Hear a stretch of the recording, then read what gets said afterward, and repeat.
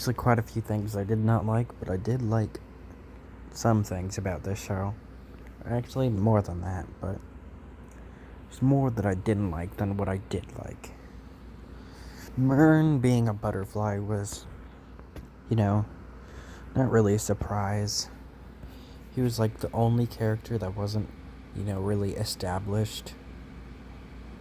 Besides, Abigail and Vigilante. Abigail didn't, really seem like she was going to be a butterfly since her whole plot point. And Vigilante is Vigilante. So if they were going to be a butterfly, it was going to be Mern. Do you want to briefly talk about this? This isn't too relevant, but people on the internet were surprised when the one guy that was Mern's friend wasn't a butterfly.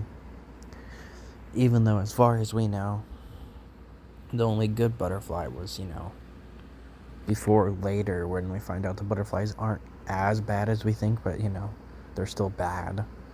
But people thought that one cop that becomes the sheriff and takes over to try and cover for Peacemaker was also a butterfly, even though the only butterfly that we knew was good was the one that was controlling Mern.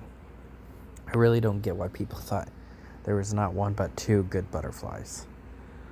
They got lucky that they had one good butterfly. And if what they were doing wasn't really that bad, like Goff tried to explain, then why did Mern take off? He didn't want to do it that way. But, didn't really seem like it was too bad, besides the fact that they were murdering people. They also have this thing where they can, kill people by shooting them in the head, where the butterfly is. But they also kill them by, shooting them in the stomach and other things.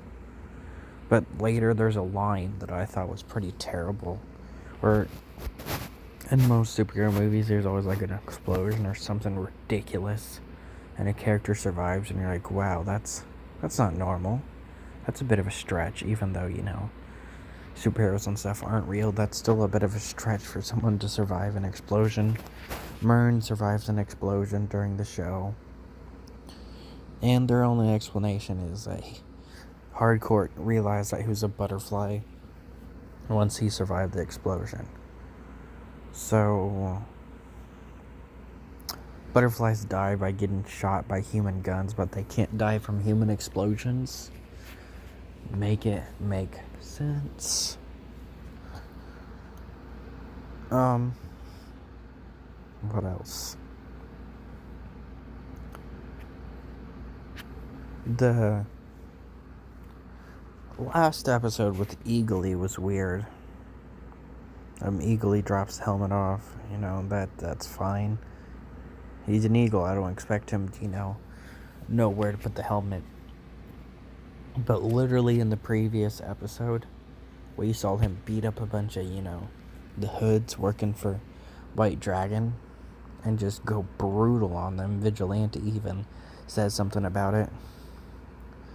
But he disappears for most of the episode in episode 8 and doesn't help. Probably would have stopped Hardcourt from getting shot. He wouldn't have done much, since he's an eagle. But they needed all they could get, and they didn't use him. He just disappeared after he dropped the helmet off. We never saw him again until later in the episode. I liked how they finally showed his schizophrenia, but it was only for 2 scenes. Oh, I thought that one line with Abigail was really corny, where she goes, "I'm made for this shit." That scene was so corny. Another thing, there was a really forced line for you to find out that White Dragon is racist. They portray it fine for the rest of the show, but when we first meet him, Peacemaker is trying to get some more helmets, and guess what he does? He just starts listing a bunch of people's races. Peacemaker's yeah, I need some helmets to go take out crime and stuff like that. For peace. And he was just Jewish people, black people, this and that, and this and that. He goes on for quite a bit.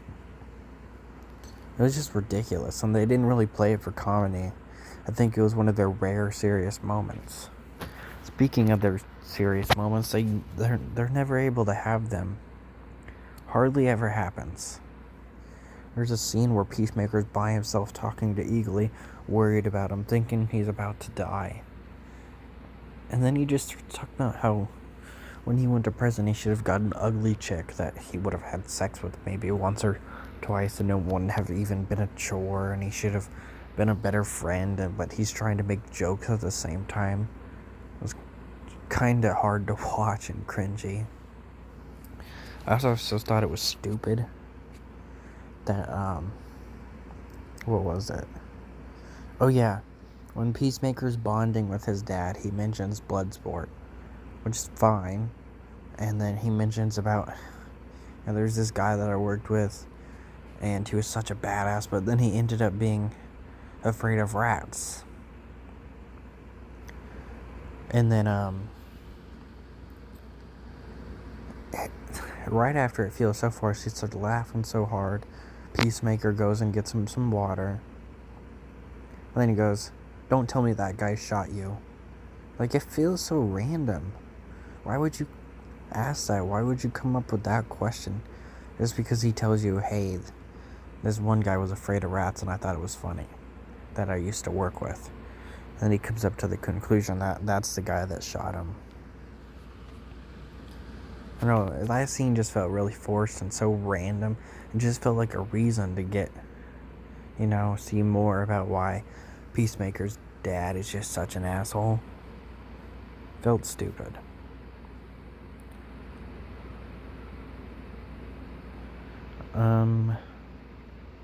But yeah, there was a lot of things I didn't care for in this show. Vigilante, it's another show where they say that the character doesn't like to, not wear his mask. The same thing with Watchmen. There was that one guy that always wanted to wear his mask. Didn't matter if he was around friends or anything. But eventually they just stopped wearing it.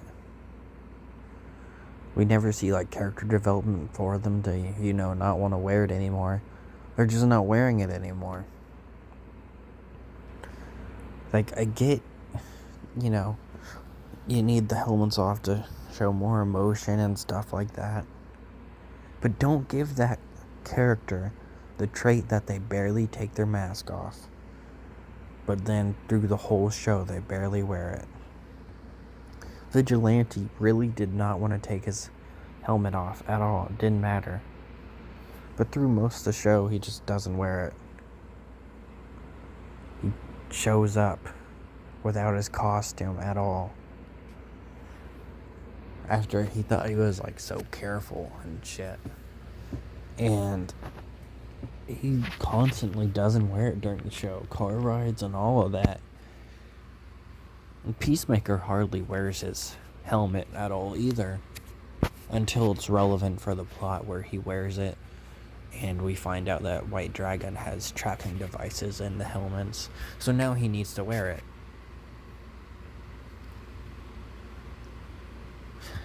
So yeah. Kinda ridiculous.